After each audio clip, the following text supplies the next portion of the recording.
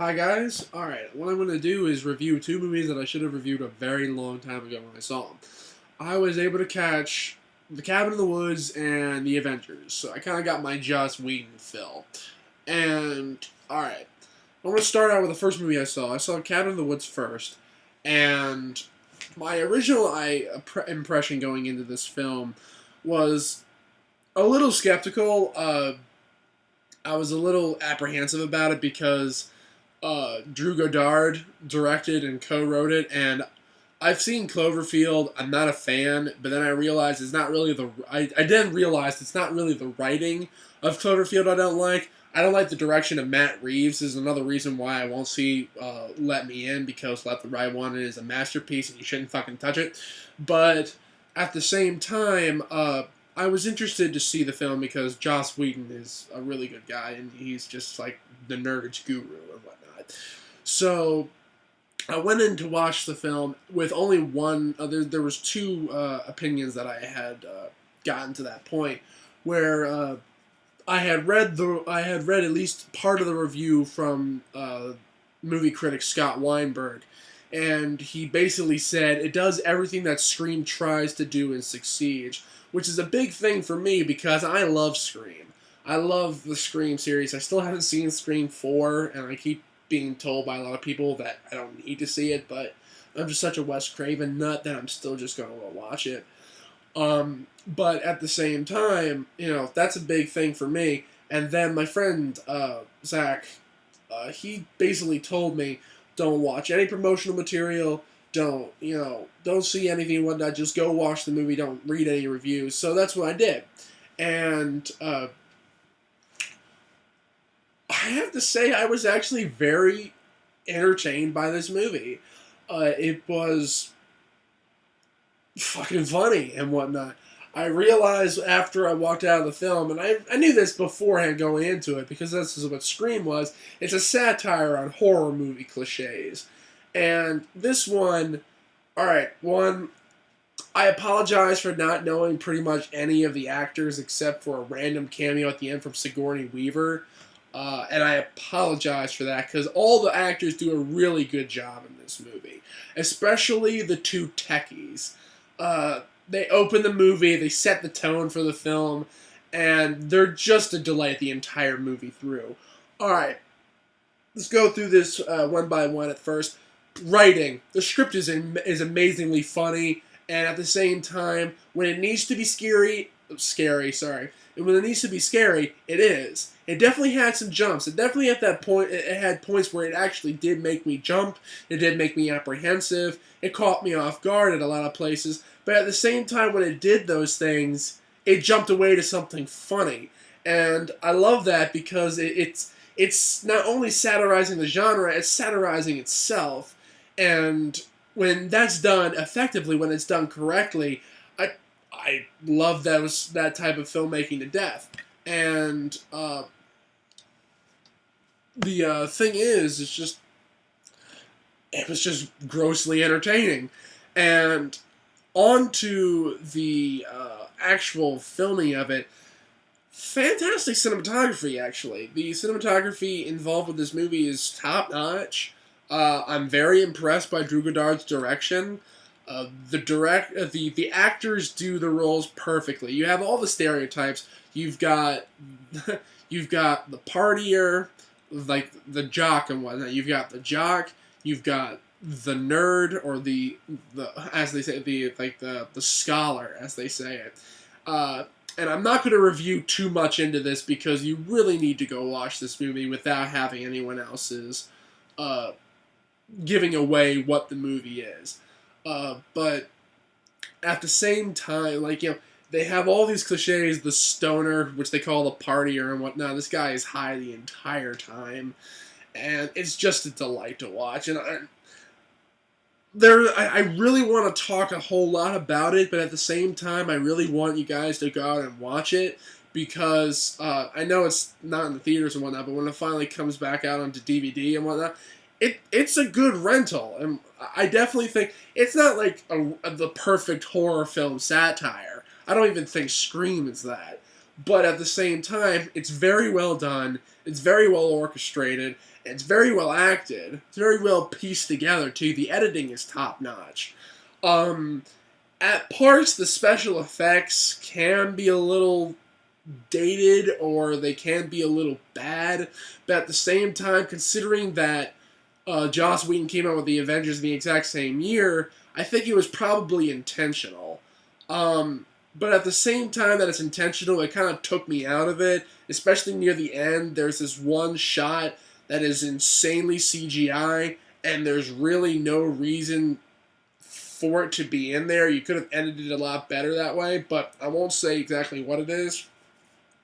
The people who have seen the movie, they will understand that, this it could have been avoided, but at the same time, I can understand why it's there.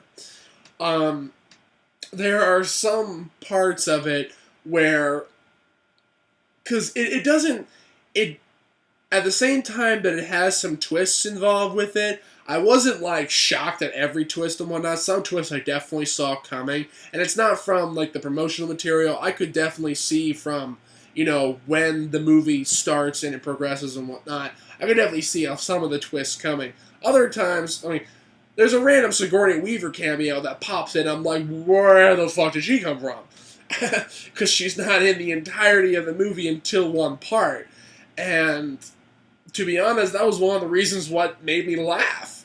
Because it's Sigourney Weaver of all people. And she made a career in the earlier on days and whatnot, where she had a lot of horror film roles and whatnot. Alien is one of them. But definitely worth the watch. Definitely worth the watch. It definitely, I think, was something that you should probably watch in the theater. I think the theater experience really contributed to the overall enjoyment that I had of it. There were some actual, creature, monster characters and whatnot that gave me nightmares later that night, even though I was grossly entertained by this. So it does leave a lingering impression. A couple weeks after that, I finally was able to catch the Avengers. And I've heard a lot of hype about this movie. I've seen the trailers, I've seen the special effects for it. So, and at the same time, I've seen the majority of the films that all these characters are kind of, made around and whatnot. And you can obviously tell that they made all the movies like Captain America and Thor and whatnot just to set up the Avengers. And it's very obvious that fact, but whereas those movies have been kind of lackluster, this movie, I guess maybe it's just because I'm a Joss Whedon fan, it's actually really well done. There's this great interview that Joss Whedon has where he's discussing his viewpoint on what the Avengers is, and he basically says there's no logical reason for this group of people to be in the same room together. The Avengers is one of the stupidest ideas. The Avengers only came around because Marvel needed money when they were making the comics. Alright, let's take all these heroes and group them together. And there's absolutely no reason why it actually should exist in the first place. But at the same time, they do it well. The actors are really well. They're really they fit their roles really well. Of course, Robert Downey Jr. is such a delight as Tony Stark, and that was completely because the idea for the Avengers movie only arose when Iron Man 2 came out, because that's when the after credits sequence features Samuel L. Jackson and whatnot. That's when they kind of begin the Nick Fury type deal, and so that's when they start setting it up. It was only Iron Man 2 and after and whatnot. Iron Man 1 was not part of it actually originally, but going through one, the special effects are awesome. And I'm not one who is easily blown away by special effects. The Transformers effects are awesome, and I despise those movies except for the first one. The first one, actually, I thought was decent enough. But Joss Whedon knows how to... One, there are tons of references in there that if you're a geek, if you're a comic book nerd and whatnot, you'll definitely get. And I think it's fabulous. I think it was really well orchestrated. It was really, really well written. And it was really well directed, too, because you could see they actually do put a lot of character development into these people.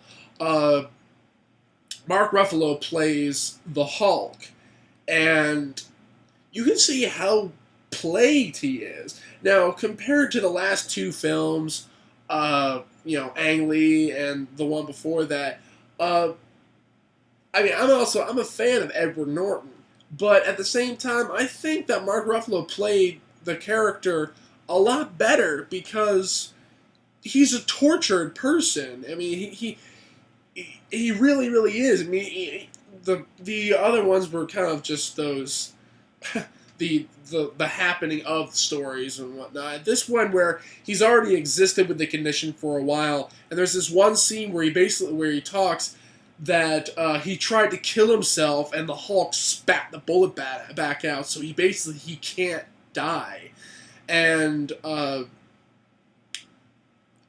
love how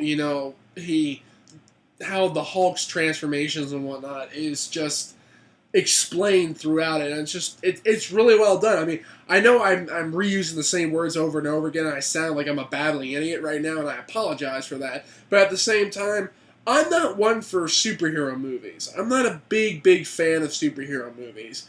I enjoy them, but if it's not something like The Dark Knight and whatnot, I'm not a huge fan. The Dark Knight I love to death because even if you took all the superhero elements out of the movie, it's still a really interesting psychological character study. And I find that to be one of the best forms of filmmaking. However, this movie does work. It does work for what it is, and you can definitely see the conflict between these people. And there were plenty of times that I was caught off guard. I was truly buying into the scene, and it twisted itself, and I'm like, oh my god. Scarlett Johansson is she does her role really well. I was a little iffy on her at first. I think she does a really great job normally, but at the same time, I was a little iffy with her playing the character in this one. But she pulls it off really well, and she actually surprised me several times. And so it's not just fan service that she's in there. But to be honest, yeah, there are plenty of shots you can tell are for fan service when it comes to Scarlett Johansson's outfit. She wears skin-tight leather. You're definitely going to see the fan service, especially in some shots. The actor who plays Loki, I'm afraid I can't remember his name. I wasn't too huge a fan of him in Thor, but in this movie, I liked him a lot. I think it was better direction, even though in Thor was done by Kenneth Branagh, who I think is probably one of the better actor-directors out there. I wasn't a huge fan of the movie, to be honest. I actually kind of despise Natalie Portman's role in that movie, but whatever. This one, he does a really good job, and at the same time where you can see his conflict of trying to, become this warrior god. Basically, he's trying to become the image of Loki from Norse mythology. At the same time as that, it's funny as hell. There's this one scene where he's staring down at the Hulk when it's near the final battle sequence, and he basically just says, I am a god, and the Hulk just literally just picks him up, and he thrashes him around on the floor, and then he throws him down. He's like, puny god. And it was so funny, because he just lays there for the rest of the battle. And, of course, there's also the obligatory Stan Lee cameo in the film. If you watch a Marvel's movie, you're always looking to try to find Stan Lee in the movie. Usually you can find him pretty easily, but at the same time, it's funny as hell when you actually finally see him, because it's like trying to do Where's Waldo when it comes to Stan Lee in Marvel movies. One of my friends think that the Avengers is going to be better than The Dark Knight Rises. Now, The Dark Knight Rises, I definitely think, I think that title is bad. I actually think The Dark Knight Rises is a bad title for the last film. But other than that, from the previews I've seen of it and whatnot, I'm really psyched for it. One, Tom Hardy is Bane, I'm really looking forward to. But I loved him in Warrior. That was a really, really good movie. But at the same time, that one I could definitely see as being very serious. This one is very comical. It plays off the comical aspect of these people together in the same room. As Joss Whedon said, there's no logical reason for these people to be together, and yet he actually makes fun of that. Now, for those people who stay for the post-credit scenes, this movie actually has two, and Joss Whedon, I know he definitely did this on purpose. The first post-credit scene, which is the actual post-credit scene, takes place maybe halfway through the credits. The second post-credit scene is there for two reasons. One, to make fun of the people who stay for the post-credit scenes, and two, to make fun of the fact that these people are in the same room together. Robert Downey Jr. says, right when the battle pretty much is over, that he wants to go to a shawarma restaurant. And I'm actually, personally, I have no idea what shawarma is. But he's like, I've never had shawarma before. There's a shawarma restaurant right here. I think it's all time. We're going to go get some shawarma. And so the last scene after the ending credit sequence is not only... It's these guys sitting around a table in this broken down, like, shawarma restaurant after this huge battle, just eating. And it's there for a minute. They don't talk. They just look at each other and they eat. And then it fades out. And it's hilarious. Because, one, it's making fun of the people, as I said, it's making fun of the people who stay for post-credit sequences. It's like, alright, here's a minute of these people doing nothing. Alright, now leave. And I loved it because it's basically just Joss Whedon thumbing his nose at people, but at the same time, it really is really awkward to see these people all sitting in the room together when they're not actually talking about something that they have to do. Since the battle has been won, they're just kind of there. And in the movie, when the battle's over and they all go their separate ways, you know, that kind of just like, you know, they're setting it up for the Avengers 2, but still, that scene at the end is just so funny. It's so well done. It's just one shot, too. And I really respect Joss Whedon for making the movie the way he did. I know there's tons of other people that could have just completely botched it. They could have just made it like a gung-ho, for patriotic, Star-Spangled Awesome type of movie. And I kind of hate when that happens.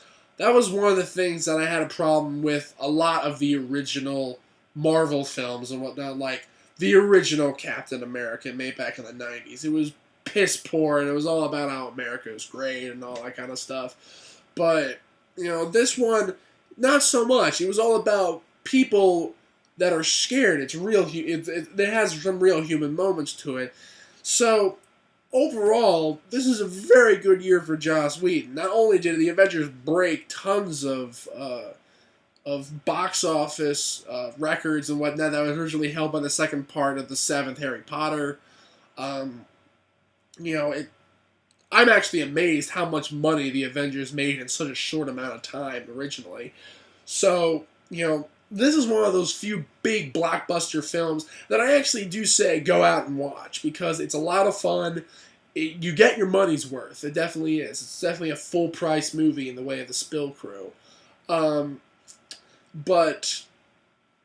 also Cabin in the Woods, I definitely think is definitely worth the money. It's nowhere near as consistent when it comes down to it, but at the same time, it's a completely different movie. But even though both movies actually do make fun of the fact that they exist in the first place, Cabin in the Woods makes fun of horror movies and horror movie cliches, and The Avengers makes fun of itself, which is great. So, definitely catch both of those movies, give them both a watch. I know for a fact that I'm adding both of them to my collection when they come out on DVD. And at the same time, really just, kind of give it a watch. And so that's the last word I have to say on it. I'm going to hopefully get another Hidden Gems review up pretty soon. My next Cinema Historia review will be up pretty soon. And so catch them when they come up. Thanks, guys.